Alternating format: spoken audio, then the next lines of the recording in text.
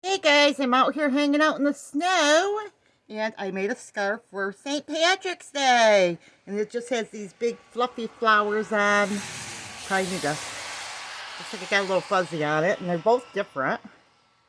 And it's just a fun little scarf that I can go someplace with, wrap it around, let my little pom-poms, flowers show, and it's fun for St. Paddy's Day. So just like I said, a long green scarf. I don't know if I can see all the way down, but you can see it's pretty long.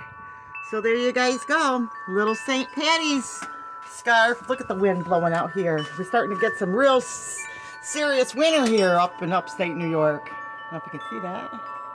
So I'm glad I have my scarf on. So there you go. Remember, big or small, you too can be a backyard farm. God bless.